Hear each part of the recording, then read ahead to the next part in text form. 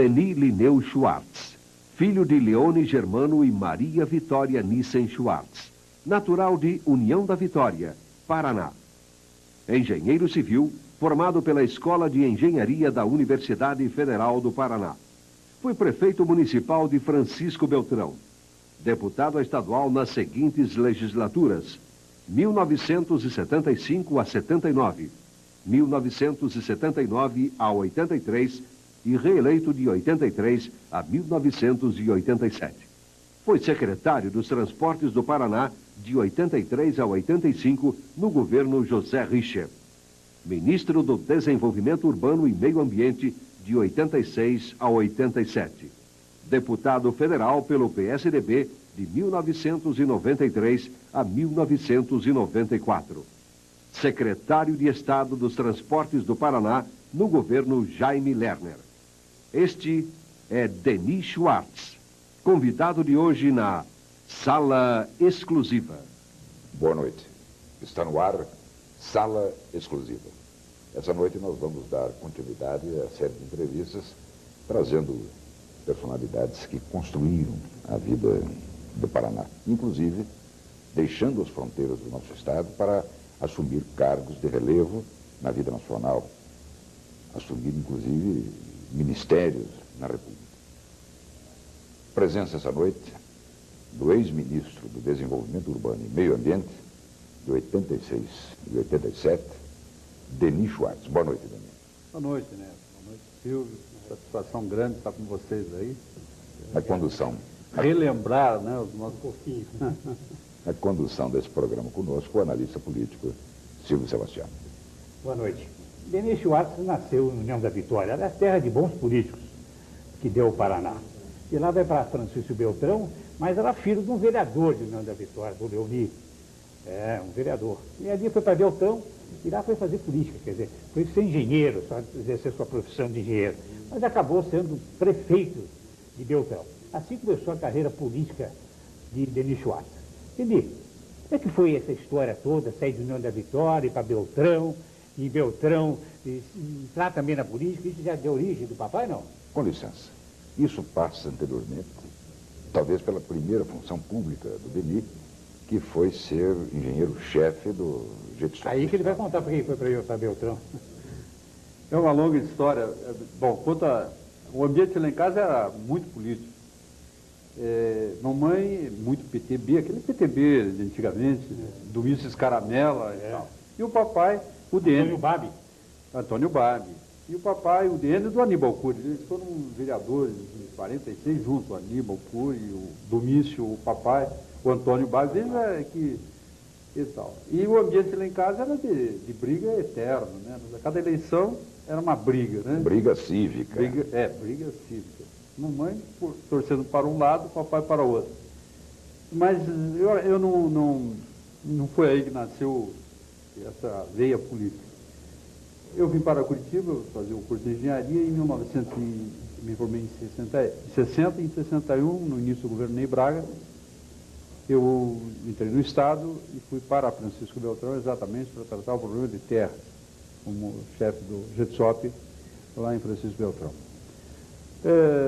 Povo muito bom, ao contrário do que muita gente pensa, o povo que tinha ocupado aquelas terras, nunca tivemos um atrito e assentamos 40 mil poceiros. Mas à época havia uma conflagração na região, tanto é que se criou este órgão para disciplinar e harmonizar as coisas lá, né? Em 57 houve uma verdadeira revolução agrária naquela região.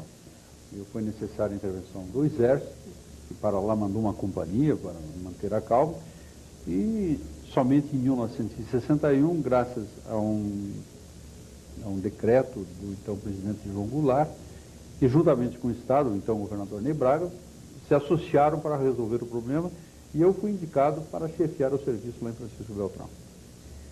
Já em 1964, tínhamos tido a Revolução em abril.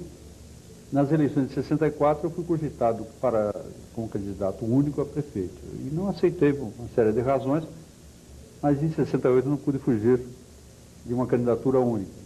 E até Me foi muito agradável, foi a primeira experiência, digamos, efetivamente política que eu participei. Em 1968, às vésperas do AI-5. Naquela época, dois partidos políticos, era a Arena e o MDB. Arena e MDB, né? E você conseguiu unir os dois partidos em torno do seu nome. À época, os jornais, inclusive, comentaram que foi uma espécie de milagre, porque era bem radicalizado e nós tínhamos as sublegendas e permitiu, inclusive, o maior número de candidatos. Embora dois partidos poderiam ter 6 candidatos. 6 candidatos. Mas as circunstâncias levaram a essa candidatura única e ficamos na prefeitura durante os 4 anos, enfrentando aquele período um tanto difícil, porque nós fomos eleitos dia 15 de novembro e dia 5 de dezembro tivemos o AI-5. Completado o nosso mandato, voltamos ao Getsof e em 74 disputamos uma eleição e aí já, junto com o Enéas, Silvio, fazíamos partido, fazíamos política juntos. Né? E é um fato interessante, isso aí apenas para fixar historicamente. A origem da conversa política veio de dentro de casa. O pai na UDN, a mãe no PTB do Domício Caramelo. Em 74 você se elege deputado estadual e vai encontrar na Assembleia como seu colega o Domício Caramelo. Com muita satisfação. Infelizmente, nessa época, nós já tínhamos perdido o Babi, né? Antônio Babi, que também foi um grande parlamentar, principalmente um grande cidadão, não só de Fernando Vitória, mas do Paraná. As origens políticas são muito interessantes. O Silvio, que faz história com política, quando a gente analisa as origens do PTB, a gente vê como o movimento popular é importante.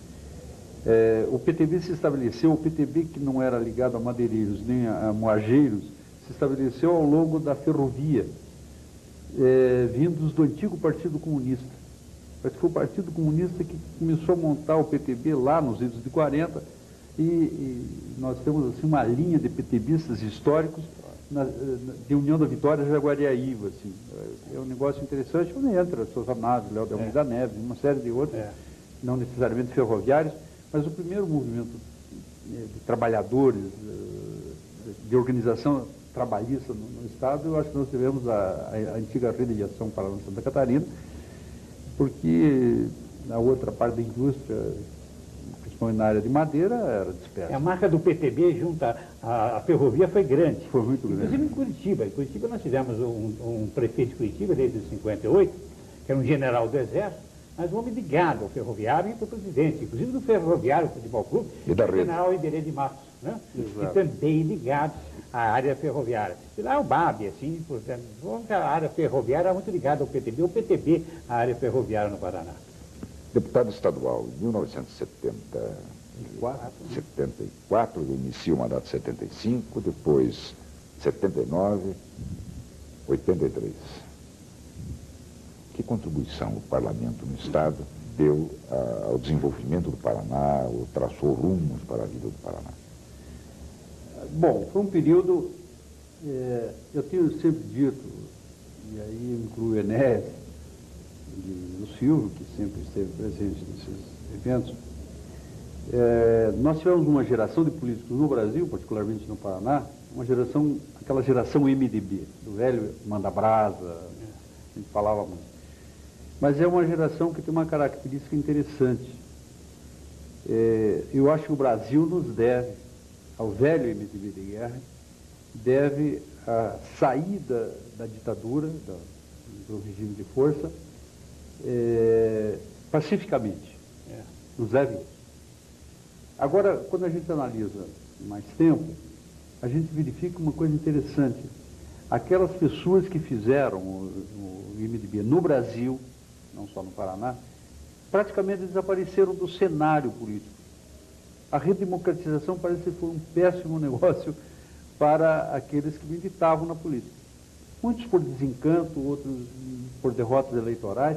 E é só ver o quadro paranaense. Nós hoje, daqueles velhos MDBistas, estão atuando politicamente, de fato, o Antônio Bilinati, que já há mais tempo tinha deixado o MDB, foi um dos primeiros a deixar o MDB. Deixou em 79, 80. Outros, como o Álvaro Dias, não tem um mandato, o Richa não tem mandato, o Scalco não tem mandato, o Chaves não tem mandato, o Alencar Furtado não tem mandato, o Enéas não tem mandato, eu não tenho mandato. Isso se poderia explicar com aquele jargão político. Existe uma tropa de choque a que luta e existe uma tropa de ocupação. É isso que aconteceu no Paraná e no Brasil. Eu acho que sempre, a gente fala um pouquinho sobre esse assunto, que é muito sério, muito importante, inclusive para essa juventude da APA. Acho que o que aconteceu aí foi a fusão do PMDB com o PP. Eu acho que ali, que o PP era a origem, a sua grande maioria do PP é a origem da Arena. E quando houve a fusão PMDB e Arena, então eles já tinham uma experiência em administrar o governo, eles então passaram a administrar mais o governo e passou a alijar o pessoal do MDB. E o pessoal do MDB, alguns decepcionados com tudo isso, acabou saindo. E eu acho que a grande erro do MDB, a alijação, foi a fusão com o PP. Eu acho que ali, em todo o Brasil, não foi no Paraná, não. Tanto é, mas tem o governo federal. O Tancredo Neves, que era do MDB, foi para o PP, do PP foi para o PMDB, e no fim ele acabou falecendo e assumiu quem? Um homem da Arena, que é o José Sarney, presidente da República. E aqui no Paraná também um caso, idêntico, quase.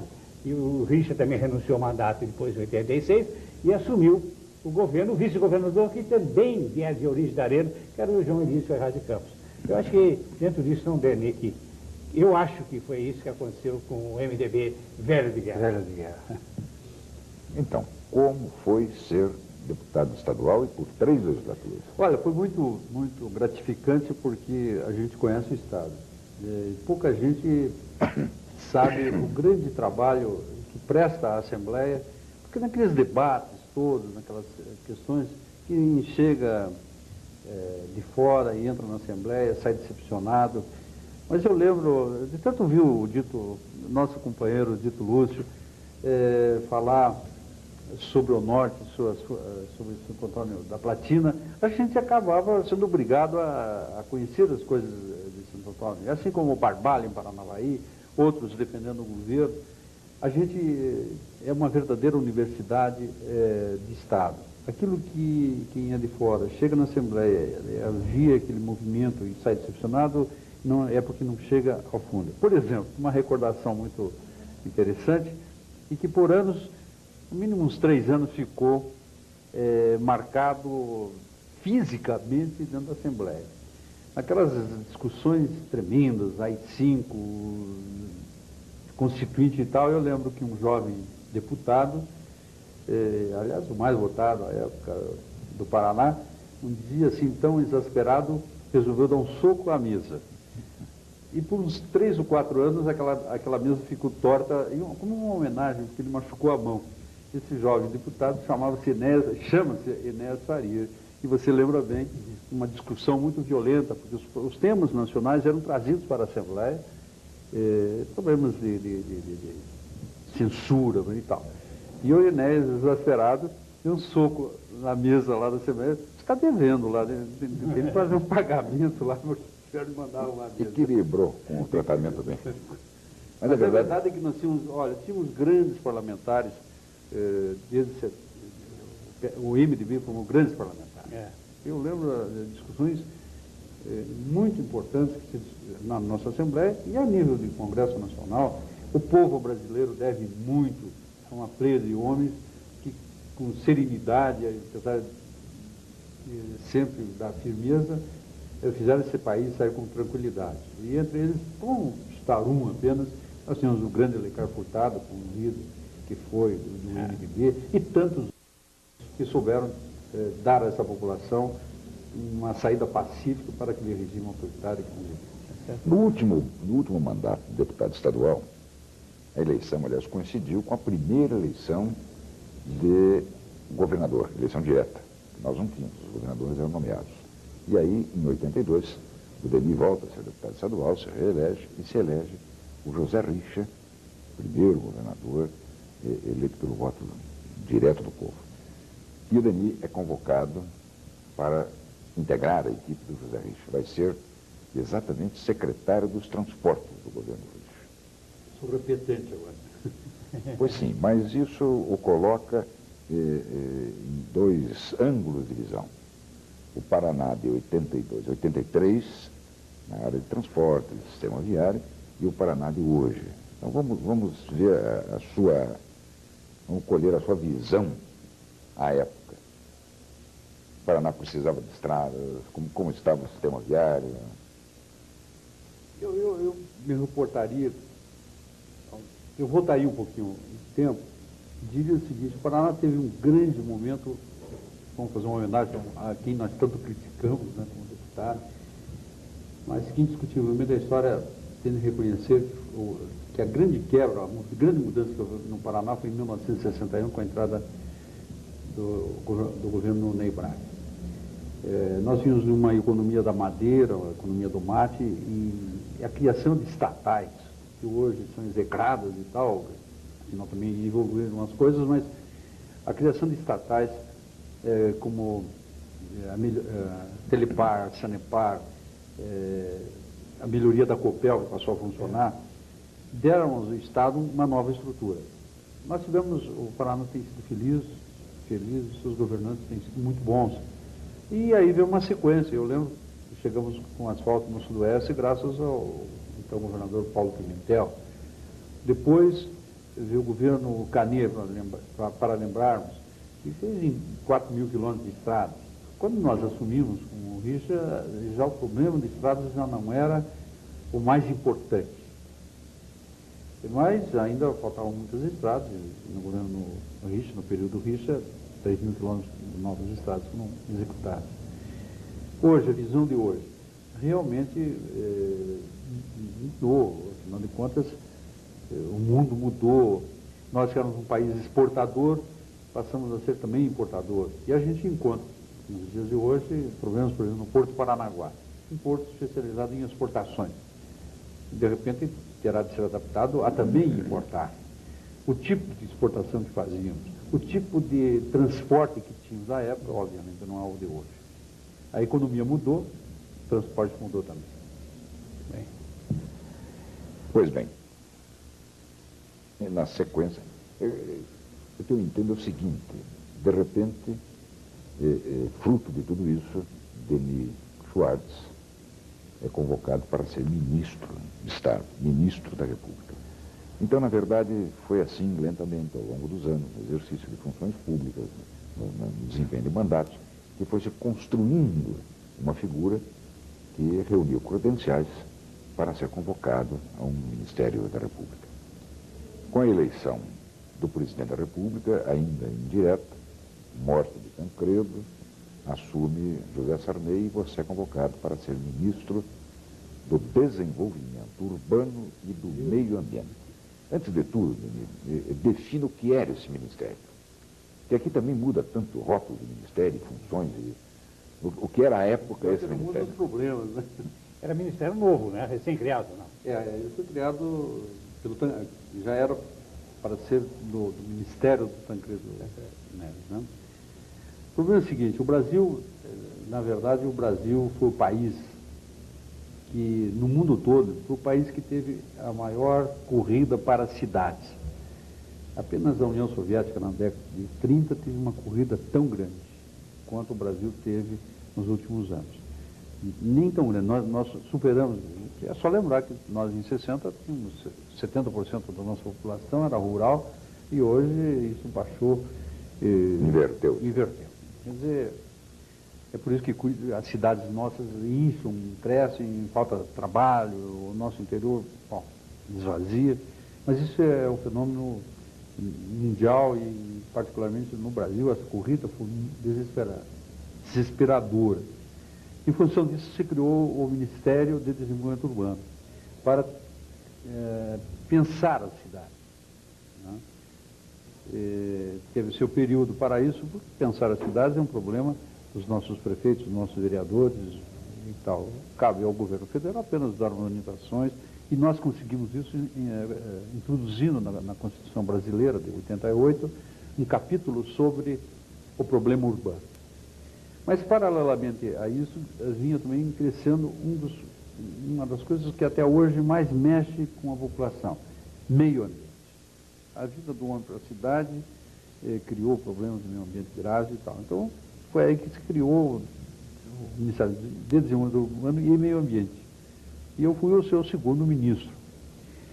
E guardo ótimas recordações, porque coisas que aconteceram e que estão acontecendo tiveram origem lá. Não por nossa causa, obviamente, mas porque a sociedade assim exigiu e com o tempo as coisas aconteceram. Por exemplo, hoje se fala muito do relatório de impacto ao meio ambiente, o tal de RIMA, execrado RIMA, e que, na verdade, foi criado naquela época. O Conselho Nacional do Meio Ambiente, a gente criou o RIMA, quando eu assumi as coisas já estavam andando, mas enfim, foi ali que se implantou o tal de RIMA, que hoje exige que toda obra que deve ser feita, que mexa com o meio ambiente, tem de ter um relatório de impacto ambiental para evitar a degradação maior. Poucos sabem, por exemplo, que foi a nossa época, isso com muito lobby contrário, que nós conseguimos regulamentar o escape de gases dos automóveis. Em 1986, nós conseguimos, por uma regra que só acabou, a sua implantação acabou em 92, para colocar os nossos automóveis em condições dos que trafegavam na Califórnia já em 1980. Nossos automóveis eram altamente poluentes. Uma série de coisas assim, que redundou na Eco, na Eco 92, no Rio de Janeiro, que nós é que começamos no Uruguai, uma rodada que tivemos no Uruguai com o pessoal da ONU, e convidamos para vir ao Brasil. Aquela mania que nós matávamos índios, no Brasil se matava índio, no Brasil se colocava fogo. Bom, então vocês vão fazer estava se programando uma reunião mundial, vamos fazer no Brasil, e que foi realizado em 92. Me diga uma coisa, em termos de Paraná, você como ministro, 2 anos no Ministério, né? O que você pôde trazer para o Paraná? Olha, é um negócio muito complicado, até deveria ter trazido os números, mas em política, quem nos assiste não sabe o que corre para os bastidores. Você é criticado dos dois lados. Primeiro, essa história de dizer o ministro do Paraná tem que trazer tudo para o Paraná, isso não existe, nem o ministro do Rio Grande leva tudo para o Rio Grande, não existe, porque o ministro tem suas teias. Mas, de outro lado, eu, por exemplo, tenho guardado como relíquia uma documentação sobre dos funcionários da Caixa Econômica, que gerenciam o Fundo de Garantia, o Fundo de Garantia por Termo de Serviço, acusando o Paraná de ter sido o estado mais beneficiado em 1987 e 88 com os fundos do Fundo de Garantia. Realmente, mas não por mérito nosso, que estávamos lá e montamos aquilo, mas muito mais por mérito do próprio Paraná, que sempre foi um estado que não tinha inadimplências e tal, então trouxe muito recurso por aí. Mas aqui em Curitiba mesmo, ninguém sabe, obviamente, mas quando se esgotou aqui o Barigui, foi o Ministério do Meio Ambiente que ajudou. Até o atual deputado Elias Abrão sempre reconheceu isso, que era o secretário do Meio Ambiente. Mas nós mandamos, de uma oportunidade só, dinheiro em financiamento do Banco Mundial, 35 milhões de dólares para Curitiba, no governo do então prefeito Roberto Requião, da IBTU, em 3 anos, um programa a fundo perdido. A barragem do Passaúna, que abastece hoje uma parte de Curitiba, e que foi inaugurada, inclusive, pelo presidente José Sarney, eu já não era mais ministro, mas a barragem foi executada com recursos do meu ministério. Então, esses recursos se perdem e não fica na placa, o que é ótimo, porque os recursos não eram meus, né? Os recursos eram do próprio povo. Do Demir não deixa ele contar tudo, né? Mas ele olha, fica segurando um pouco. tem muita coisa ainda do Demir Schwartz, ministro, que nós precisamos trazer e você vai falar. Tem, inclusive, o relacionamento político e as dificuldades políticas que existiam em Brasília à época. Mas tudo isso daqui a pouco. Nós vamos a um breve intervalo e voltamos em seguida com Sala Exclusiva. Sala Exclusiva. Oferecimento B&W Fashion, a loja do homem que está à frente do seu tempo.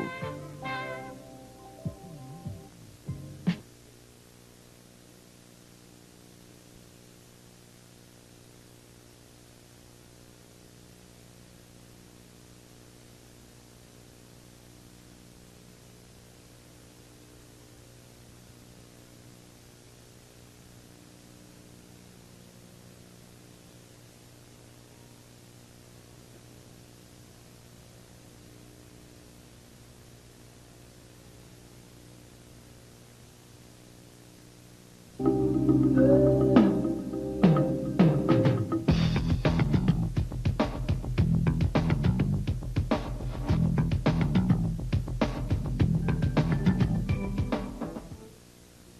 estamos de volta com sala exclusiva e a presença essa noite do ex-ministro Denis Schwartz.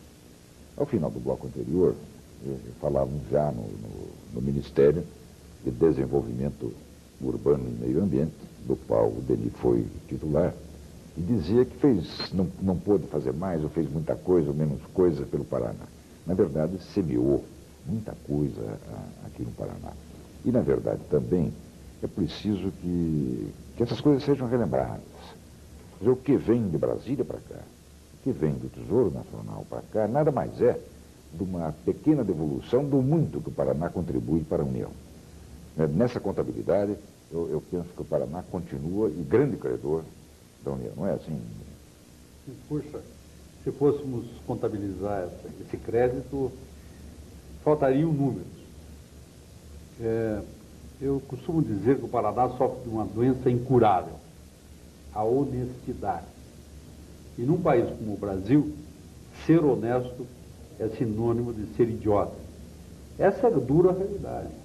Eu, há um ano atrás, saiu na imprensa, eu dizia, a saída do Paraná, para o Paraná ser ouvido e ser cheirado, há necessidade de falir simples e puramente o Banco do Estado. Porque só falindo o Banco do Estado é que as autoridades nacionais vão correr para atender o Estado do Paraná. O Estado do Paraná, graças a seus governadores, aqui eu cito todos,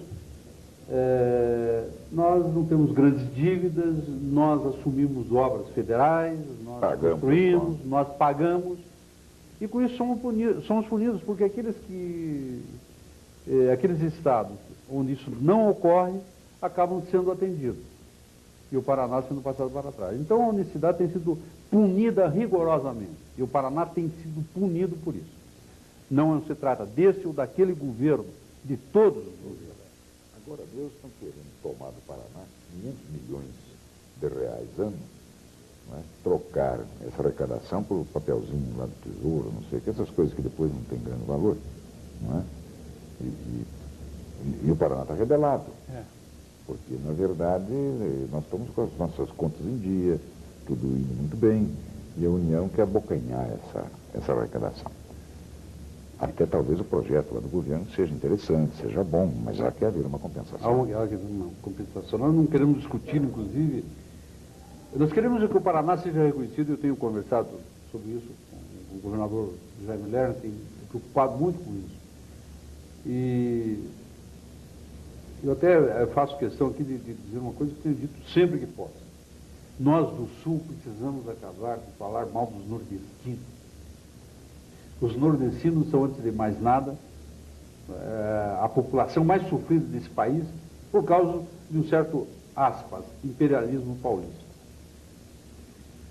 A política econômica do Brasil tem sido madrasta para os nordestinos. E aí nós ficamos com aquela história do nordestino e tal. Eles são os grandes aliados que nós podemos ter. O Sul tem de se unir. Agora, há poucos dias ainda, eu estive reunido com os secretários de Transporte do Sul para darmos sugestões ao próprio Ministério dos Transportes de coisas que podemos fazer. Agora, infelizmente, isso não ocorre só a nível de Estado no Brasil. Todo cidadão mal pagador, aquele que não recolhe INSS, aquele que não recolhe impostos, mais dia ou menos dia ele é isento e tal. Quer dizer, parece ser um negócio cultural isso. Então é melhor não pagar. Então é melhor falir o banco. É lógico que ninguém gostou da minha proposta. Mas falir o banco para chamar atenção. Esse é o momento. E não é esse governo, o governo do Jaime Lerner. São os governos paralelos.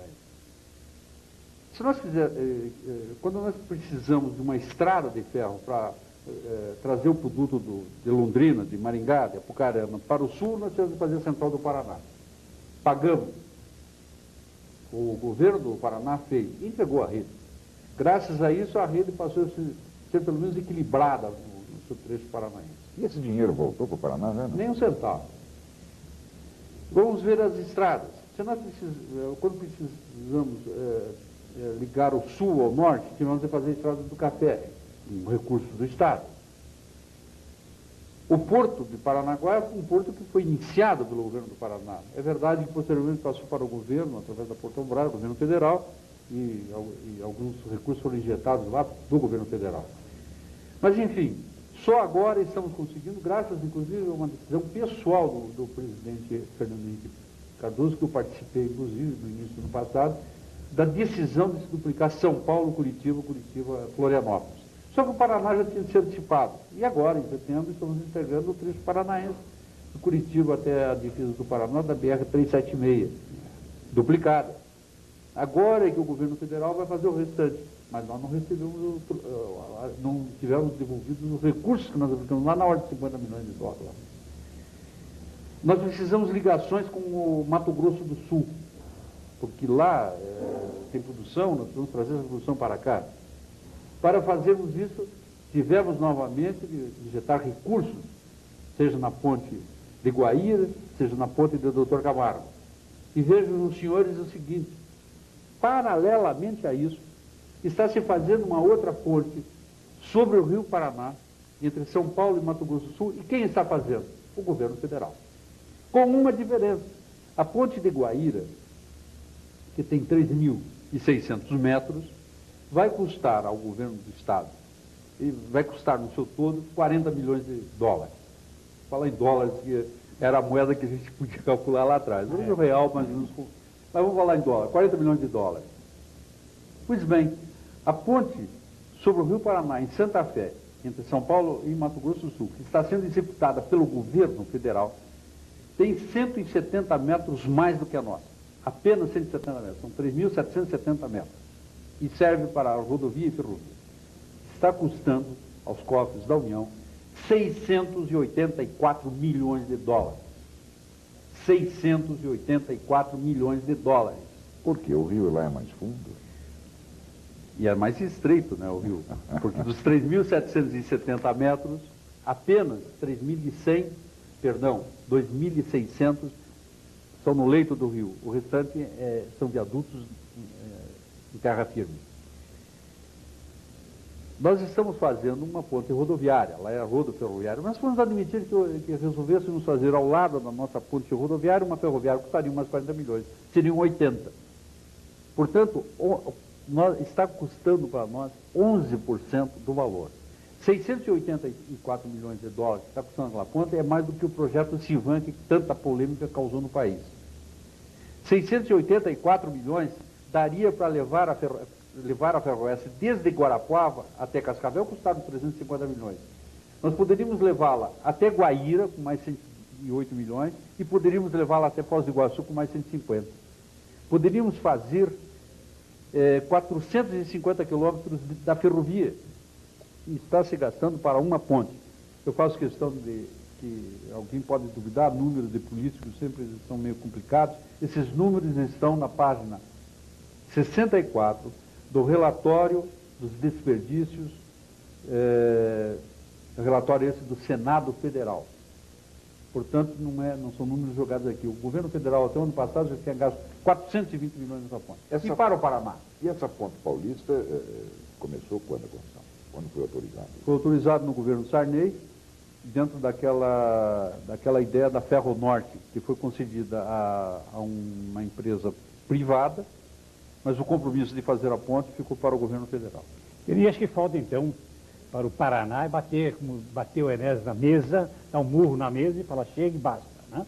Porque nós estamos dando muito ao governo federal e nada nós recebemos. Temos aí ministério, perdemos agora um ministério aqui do Paraná, e não retornamos o ministério, não ficou para o Paraná. Rio Grande do Sul perdeu um ministro agora, recentemente, mas ficou para o Rio Grande do Sul. O Paraná não exigiu. Quando nós perdemos o ministério, ninguém saiu às ruas para gritar, nós perdemos o ministério, não quer nos dar mais nada. Eu não sei se o paranense não luta para si, ou é timidez, ou não tem um poder no governo federal. E isso acontece muito com o Paraná, tem acontecido muito com o Paraná, e com os outros estados não acontece. Eu acho que falta para o Paraná dar um soco, dar um murro na mesa e falar, chega, e só tirar do Paraná e nada nos entregar. Você não acha que falta isso, Denis?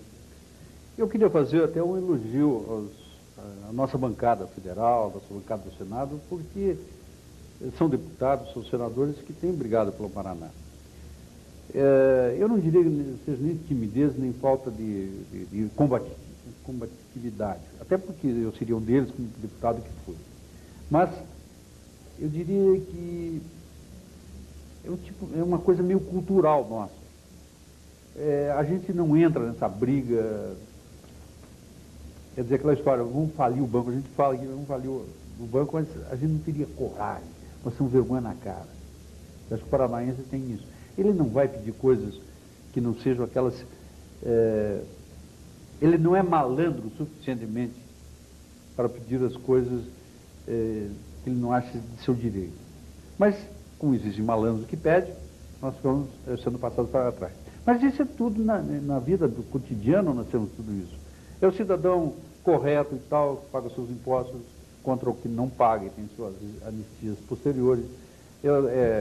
A senhora que vai a uma loja de comércio e se comporta bem, não grita com o preço, não briga pelo produto e acaba... Nós não exercemos, inclusive, a nossa cidadania muito, né? A gente deixa por isso mesmo e tal. Mas é tudo um complexo cultural. E nós, particularmente, nós do Paraná e nós do Sul, brigamos relativamente pouco. E outra, nós não estamos, isso sim, eu acho que nós não estamos à altura, eu reconheço minha incompetência, do que é importante. Há alguma coisa errada no Paraná, isso eu posso dizer. Nós não temos gente pensando no que é importante a nível de governo. Eu sempre digo, São Paulo pode não ter o presidente da República, mas a área econômica sempre está na mão de São Paulo. Então, por isso que eu falei do Nordeste. Porque o nordestino é obrigado, graças às regras ditadas pela economia de São Paulo, a comprar os carros que São Paulo produz. Mas não pode, se quiser comprar um trator vindo do Japão por preço mais barato, não pode. Agora está se mudando isso, com as importações e tal. Mas quantos e quantos anos nós ficamos à mercê de comprar automóveis fabricados em São Paulo? Por 4, 5 vezes mais o preço, a preços maiores do que seriam fabricados no exterior. Agora, quando o produto do Paraná, o produto do Nordeste, o produto do Centro-Oeste, a soja, o milho, a carne, pega um preço, aqui no Brasil, nós importamos a título de baixar o preço, o custo de vida. Mas quando sobe o automóvel, quando sobe os produtos industrializados, que é de interesse de São Paulo, há uma proteção para isso. Nós vimos recentemente o problema dos brinquedos, quer dizer, a indústria de São Paulo berrou porque as sacoleiras estavam inflacionando o Brasil com brinquedos vindos de Taiwan. Aliás, uma pergunta aos senhores empresários, como é que é possível um ventilador, vamos falar de um ventilador, que atravessa o mundo, vem de Taiwan, desce em Ciudad del Este. Em Ciudad del Este tem todo um intermediarismo de coreanos e chineses que estão hoje explorando o comércio de Ciudad del Este. As nossas sacoleiras atravessam com esse produto para o Brasil, são exploradas, às vezes até perdem seu produto na polícia, na receita, depois são exploradas, inclusive, na passagem, no ônibus e tal, e esse produto chega em Curitiba por R$25. O similar brasileiro custa R$125. A pergunta que eu faço é a seguinte, serão R$100 só de impostos ou serão R$100 de ineficiência e tal? Começa pelo fato de Taiwan não ter petróleo. Portanto, aqueles são ventiladores de estrutura de matéria plástica, portanto, derivados de petróleo. Não tem petróleo. Nós até temos alguma coisa de petróleo. Como é que é essa diferença? Aí não adianta dizer que é só imposto. Alguma coisa tem um lucrozinho nisso aí. Vamos dizer que as indústrias estão falindo. Então, o brinquedo que faz todo esse percurso no mundo inteiro para chegar em Ciudad del Este e que exige da sacoleira todo o sacrifício e um monte de gente ganha nessa intermediação, acaba saindo aqui e concorrendo com o brinquedo nacional. Alguma coisa está errada. Eu vou fazer um registro. Deixando o Ministério, anos depois, Denis Schwartz volta a Brasília, ao Congresso Nacional, e vai ser deputado federal a partir do ano de 93. Hoje, atualmente, exerce a Secretaria de Estado dos Transportes no Estado do Paraná. Antes de dar seguimento a isso, eu vou fazer o que habitualmente temos feito. Convidamos pessoas para dirigir perguntas ao nosso entrevistado. E hoje nós temos a participação do jornalista é Deonilson Roldo, que vai dirigir pergunta ao ministro Denis Schwartz. Secretário, o senhor tem sido um crítico do governo federal, principalmente na área de transportes. O senhor tem queixas com relação ao seu correligionário Fernando Henrique Cardoso? Afinal, o senhor não esconde de ninguém que o governo tem privilegiado São Paulo com verbas federais. Quais as queixas que o senhor tem em relação ao governo Fernando Henrique Cardoso? Olha, eu não gostaria de dizer que tenho queixas contra o Fernando Henrique Cardoso. Porque, não por ser meu correligionário, até porque nós devemos a ele, eu disse há pouco, nós devemos a ele a iniciativa de termos, espero, dentro de 2 anos, duplicada a estrada que liga São Paulo, Curitiba até Florianópolis, e que foi uma determinação pessoal do presidente Fernando Henrique Cardoso, e eu participei dessa determinação. Portanto, não é por aí. A queixa que eu tenho é em relação ao todo. Eu acho que nós não sabemos fazer a política, digamos, fazendária. Nós não temos pessoas nos representando na área da fazenda. E quando digo nós, não é o Paraná, é o Rio Grande, é Santa Catarina, é o Nordeste, é o Centro-Oeste, em relação a São Paulo.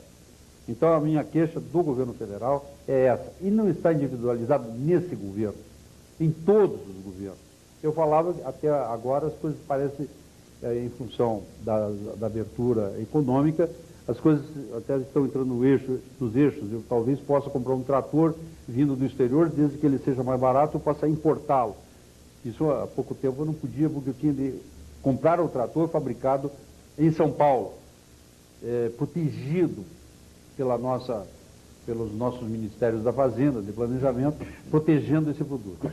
Então a queixa não é propriamente a este ou aquele governo, é aos governos federais que, talvez até premidos, como estão sendo agora por causa da intervenção em Alagoas, da intervenção em São Paulo, dos problemas do Mato Grosso, enfim, de repente ficam correndo atrás daqueles estados que, por razões outras, estão inadimplentes, e aqueles que são, não vou dizer bonzinhos, mas aqueles que são honestos acabam sendo prejudicados.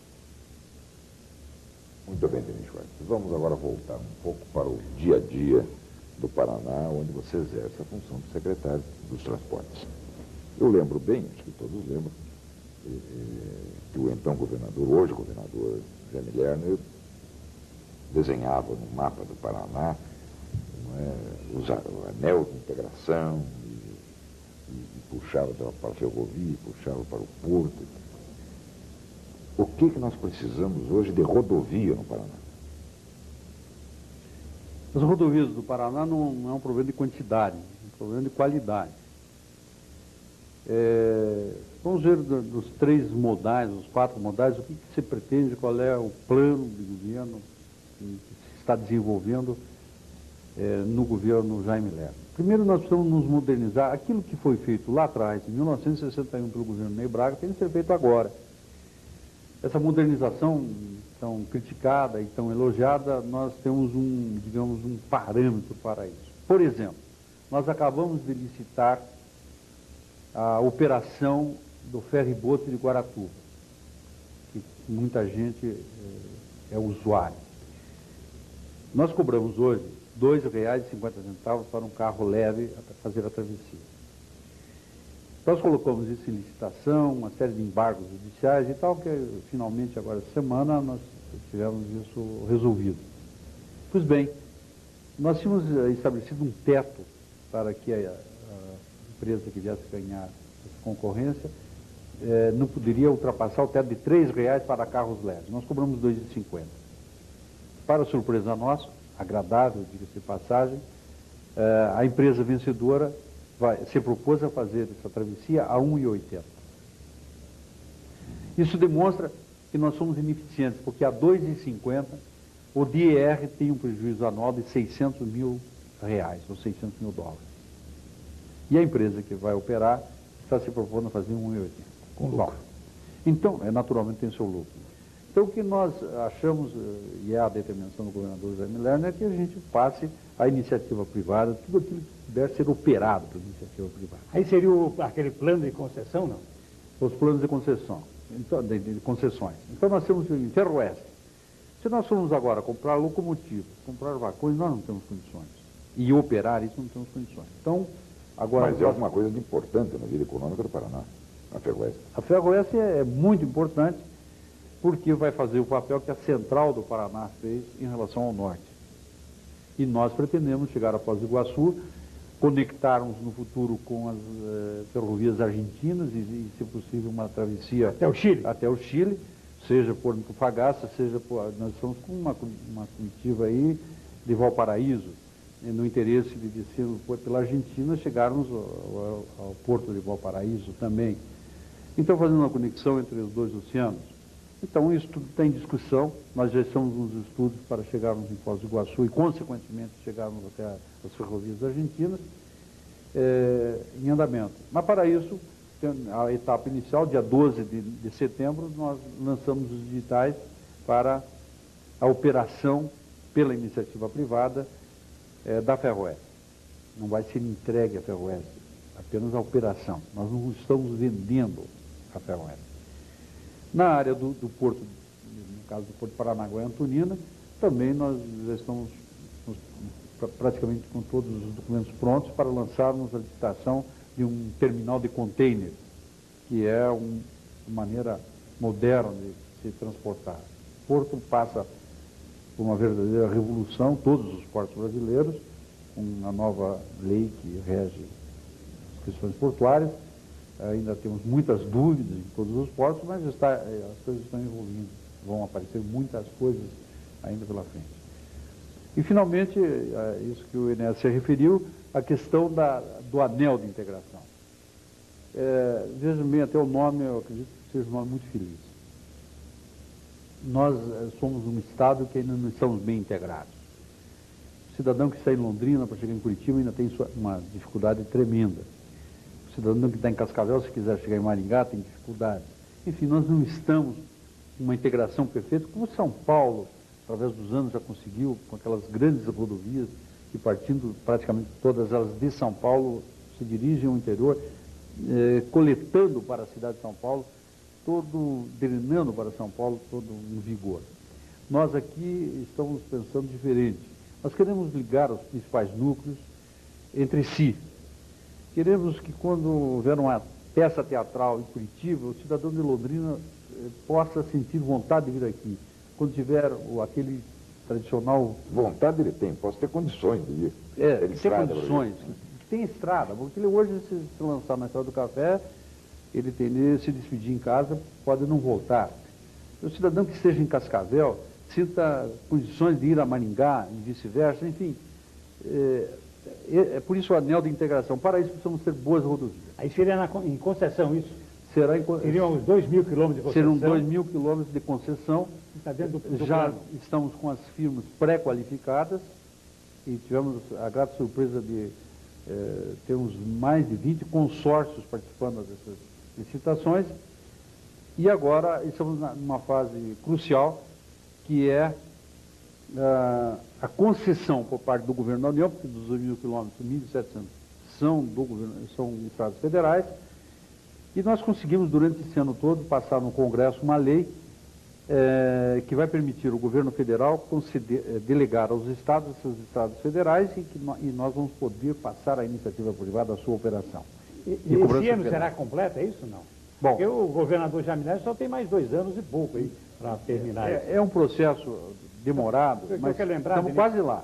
Eu quero lembrar, porque havia Dutra, por exemplo, que havia que dar um trabalho impressionante, e hoje está aí. A Dutra é uma maravilha. Exato. Com privatização hoje, então é um canteiro, é uma coisa maravilhosa.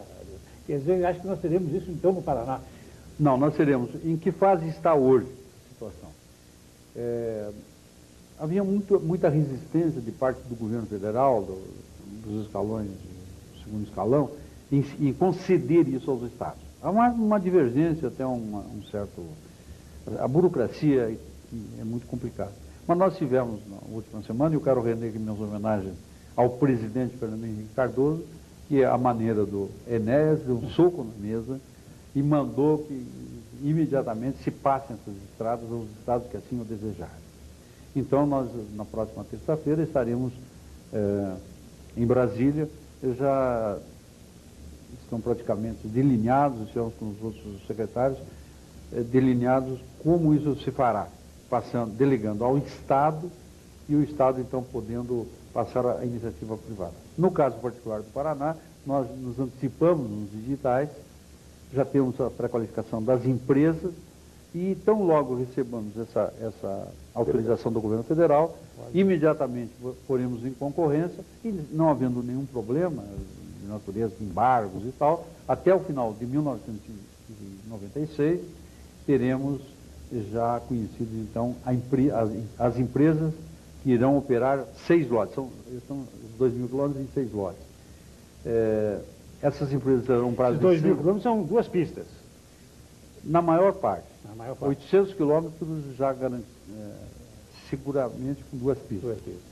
Essas empresas terão 6 meses para fazer um tapa-buraco, digamos assim, uma melhoria primeira, só então passarão a cobrar pedágio e tem todo um cronograma para que, num prazo de 20 anos, todo esse anel seja duplicado e tal. Ela terá 25 anos de concessão.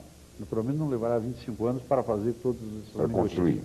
25 anos para arrecadar... Vai construindo, vai construindo e vai cobrando. Exato. Quem tem interesse em construir rápido, porque passa a cobrar o pedágio rápido. Em algum momento do passado, se não falha a memória, o Denis Schwartz, nosso secretário dos Transportes, nosso ex-ministro de Desenvolvimento Urbano, sonhou com a hidrovia do Ivaí. Qual é o sonho de hoje, como secretário de Estado, como paranaense, qual é o sonho de hoje para o Paraná? Olha, o sonho de hoje é nós termos um porto operando muito bem. Todos os paranaenses têm que ter isso muito presente. O porto de Paranaguá é fundamental para a economia paranaense. As grandes empresas hoje se instalam onde tiver porto, nas proximidades do porto. Portanto, é o meu sonho que tenhamos um porto. Que tenhamos a ferrovia operando bem e que tenhamos as nossas estradas duplicadas.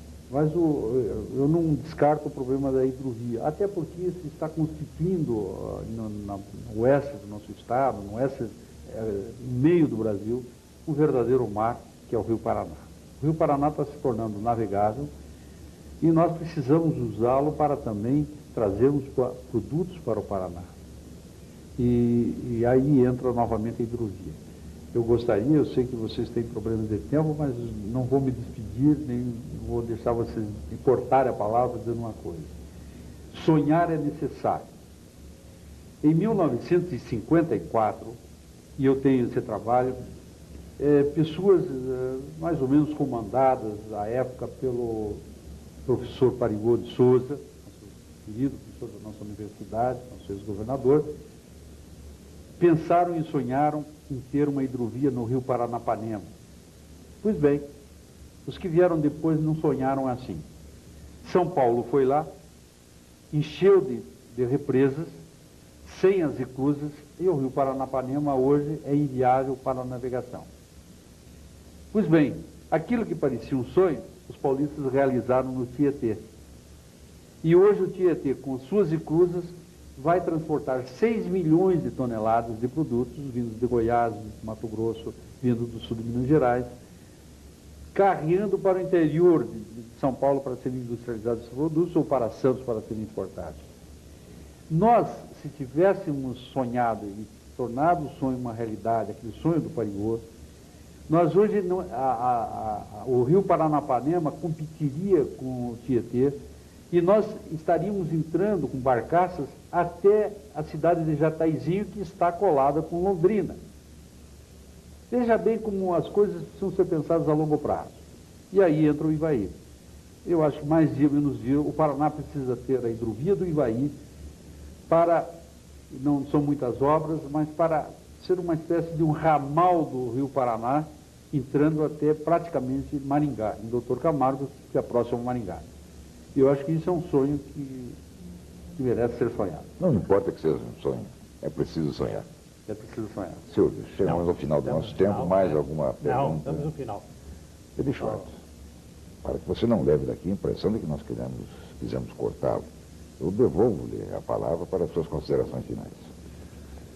Olha, minha gente, de certa maneira, emocionante a gente poder conviver com amigos, companheiros de luta de muito tempo, poder falar um pouquinho do passado da gente, do que a gente pôde fazer, não foi muito, mas pode ter certeza, esse Paraná, talvez o maior pecado dele não seja só a sua honestidade, né? Se é pecado ser honesto. Mas talvez uma das virtudes do Paraná se transforme num defeito. Eu sempre digo que o paranaense tem uma terra tão boa, tão dadivosa, é tão trabalhador, que ele baixa a cabeça olhando para a terra, procurando ver frutos da terra e tal, e gosta disso aqui. Não gosta de sair daqui. E não gostando, não vai para Brasília, não briga em Brasília e tal. Vive o seu mundo. Talvez seja uma virtude nossa, mas também um defeito que a gente não briga tanto pelas coisas do nosso Estado. Vocês estão brigando, estão nos dando uma oportunidade de falar. Meu muito obrigado por essa oportunidade. Chegamos ao final de sala exclusiva dessa noite. Muito obrigado, Denis Schwartz, atual secretário dos Transportes do Estado do Paraná e ex-ministro do Paraná no governo da República, ministro de Desenvolvimento Urbano e Meio Ambiente. Obrigado pela sua participação. E obrigado a você, telespectador, que esteve conosco até esse momento. Vamos estar juntos novamente no próximo domingo com mais uma apresentação de Sala Exclusiva.